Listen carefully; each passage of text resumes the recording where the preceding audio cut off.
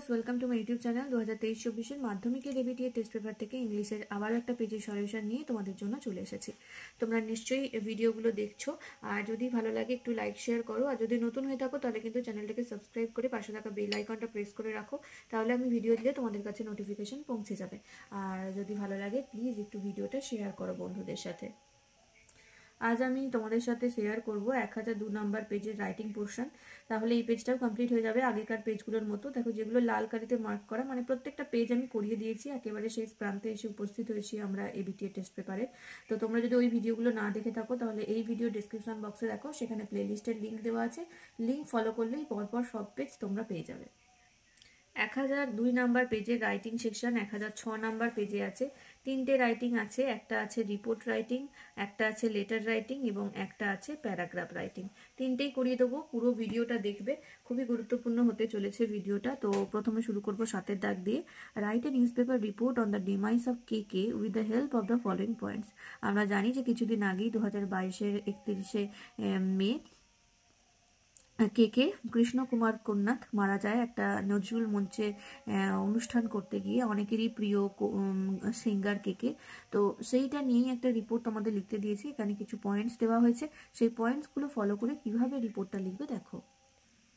প্রথমে হেডিং দেবে, renowned singer K passed away at 53। বিখ্যাত সঙ্গীতজ্ঞ কে 53 বছর বয়সে মারা গেল। নিচে বাইয়ে স্টাফ রিপোর্টার, তারপরে জায়গার নাম দেবে, কমা দিয়ে ডেট দেবে, কোলন দেবে, তারপরে শুরু করবে। Singer composer K whose real name was Krishna Kumar Kunnath died in Kolkata on 31 May 2022 at the age of 53। 53 বছর বয়সে কে, যার পুরো নাম হচ্ছে কৃষ্ণ কুমার কুন্নাথ, তিনি কলকাতায় 31 মে 2022 সালে মারা যান। He was in the city for 2-day concert. তিনি দুদিনের কনসার্টের জন্য এই শহরে এসেছিলেন। And became ill during an event at Nazrul Mancha. এবং নজরুল মঞ্চ অনুষ্ঠানের সময়তেই তিনি অসুস্থ হয়ে পড়েন। According to sources K felt unwell during the concert. Source বা উৎসের খবর অনুযায়ী কে যখন অনুষ্ঠান করছিলেন কনসার্টের সময়, তখনই অসুস্থ বোধ করেন। He complained of uneasiness during the interval but performed till the end of the event. তিনি যখন ইভেন্ট চলছিল তখনই বলেছিলেন যে তার অসুস্থ বোধ হচ্ছে, আনইজি ফিল হচ্ছে, কিন্তু তার সত্ত্বেও তিনি পুরো প্রোগ্রামটা শেষ করেন। Then he was taken to the hotel where his health deteriorated. তারপরে তাকে হোটেলে নিয়ে যাওয়া হয়, কিন্তু সেখানে তার শরীরের শারীরিক অবস্থা আরও খারাপ হতে থাকে। He was rush to the CMRI hospital where he was declare dead. যেখানে তারপর তাকে সিএমআরআই হাসপাতালে নিয়ে যাওয়া হয়, কিন্তু সেখানে তাকে মৃত বলে ঘোষণা করা হয়। According to the doctor the reason behind his demise was myocardial infraction or heart attack. ডক্টরের মতে তার মৃত্যুর কারণ হচ্ছে মায়োকার্ডিয়াল ইনফ্রাকশন হয়েছিল, বা আমরা যেটাকে হার্ট অ্যাটাক বলতে পারি। Cardiac arrest took place because of widely packed auditorium, suffocation and excessive excitement. Heart অ্যাটাকটার কারণ হচ্ছে প্রচণ্ড পরিমাণে মানে প্রচুর মানুষের ভিড় ছিল সেই অডিটোরিয়ামে, যার ফলে সাফোকেশন হয় এবং প্রচুর পরিমাণে উত্তেজিত হয়ে পড়েছিলেন তিনি, এক্সেসিভ এক্সাইটমেন্ট, এই জন্যই হার্ট অ্যাটাক হয়েছে। His untimely demise is very saddening and a huge loss to Indian music. অসময়ে তার এই মৃত্যু খুবই দুঃখজনক, এবং এটা ভারতীয় সঙ্গীত জগতের একটা বিরাট বড় লস। তো এই হচ্ছে রিপোর্ট। কেকের মৃত্যু নিয়ে একটা রিপোর্ট রাইটিং লিখতে দেওয়া হয়েছিল, তোমরা খুব ভালো করে দেখে নাও, কারণ রিপোর্ট কিন্তু এবারে তোমাদের খুবই ইম্পর্টেন্ট। চলে আসবো পরের রাইটিংটায়। Write a letter to your niece telling her the importance of solving a good test paper. দেখো, তোমাদেরই জন্য প্রশ্ন, টেস্ট পেপার, ভালো একটা টেস্ট পেপার সলভ করার কি গুরুত্ব সেটা তোমার ভাগ্নিকে জানিয়ে একটা চিঠি লিখতে হবে। তোমরাও নিশ্চয়ই টেস্ট পেপার সলভ করছো, টেস্ট পেপার সলভ করা দেখেছো কতটা গুরুত্বপূর্ণ, যে তোমাদের চিঠিতেও লিখতে দিয়েছে। তো দেখো কি করে লিখবে। যেহেতু পার্সোনাল লেটার, তাই একেবারে চিঠির ওপরে শুরুতেই ডান দিকের কোণে তুমি চিঠি পাঠাচ্ছ তার ঠিকানাটা লিখবে, তোমার ঠিকানা। তারপর শুরু করবে এভাবে, ডিয়ার দিয়ে তোমার নিসের নাম, তারপরে হাউ আর ইউ, কেমন আছো, how is your preparation of Madhyamik going on, মাধ্যমিকের প্রিপারেশন তোমার কেমন চলছে, the board exam is knocking at the door, বোর্ডের এক্সাম তো তোমার খুব কাছাকাছি চলে এলো। Today I am going to tell you the importance of solving a good test paper, আজকে তোমাকে আমি বলবো যে একটা ভালো টেস্ট পেপার সলভ করার কি গুরুত্ব রয়েছে। পরের প্যারাগ্রাফে লিখবে hope you are solving the test paper. আশা করি তুমি নিশ্চয়ই টেস্ট পেপার সলভ করছো। It is the treasure house of question. তো টেস্ট পেপার হচ্ছে প্রশ্নের একটা ভান্ডার বলা যেতে পারে। Here you can see different outlooks of different teachers on different subject. এখানে তুমি বিভিন্ন শিক্ষকদের বিভিন্ন বিষয়ে বিভিন্ন ধরনের মতামত দেখতে পাবে। You can find many types of standard questions in the test paper. Test পেপারে বিভিন্ন রকমের স্ট্যান্ডার্ড কোশ্চেনও পাওয়া যাবে। By practising those questions you can make your preparation better. এই কোশ্চেনগুলো তুমি যদি প্র্যাকটিস করো তাহলে তোমার প্রিপারেশন আরও বেশি করে ভালো হবে, আরও ভালো হবে, প্রস্তুতি আরও ভালো হবে। It will also help to boost your confidence. তোমার কনফিডেন্স, তোমার যে নিজের প্রতি যে একটা কনফিডেন্স আছে সেটাও কিন্তু বাড়বে আস্তে আস্তে যদি তুমি টেস্ট পেপার সলভ করো। যারা প্রতিদিন করো তাদের নিশ্চয়ই এই কনফিডেন্স বাড়ছে, তারা নিশ্চয়ই বুঝতে পারবে ব্যাপারটা। যারা করো না তারা এই লেটারের মর্ম বুঝতে পারবে না। তো যাই হোক, and there will be perfection in learning through self assessment. আর যখনই এটা করবে তখন কি হবে, একটা সেলফ অ্যাসেসমেন্ট করতে পারবে, তাহলে তোমার পারফেকশন আরও বাড়বে লার্নিংয়ের প্রতি, পড়াশোনার প্রতি, শিক্ষার প্রতি আরও পারফেকশনিস্ট হবে তুমি। Next paragraph, so definitely solve the test paper to get good marks in exam. তাই সেই জন্যই বলছি যদি ভালো নাম্বার পেতে চাও তাহলে অবশ্যই টেস্ট পেপার সলভ করো। এই কথাটা আমিও তোমাদেরকে বলছি, যদি ভালো নাম্বার পেতে চাও অবশ্যই টেস্ট পেপার সলভ করো। টেস্ট পেপার সলভ করা খুব খুব প্রয়োজন।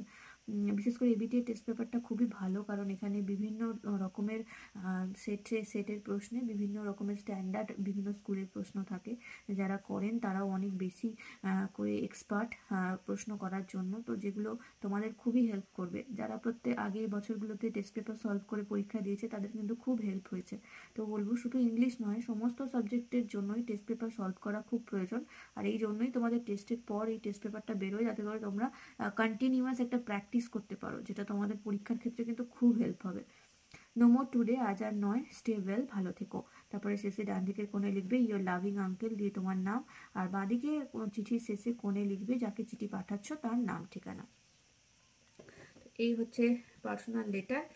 এখানে কিন্তু টেস্ট পেপার সলভ করার কি প্রয়োজনীয়তা আছে সেই নিয়ে চিঠি লিখতে বলা হয়েছিল।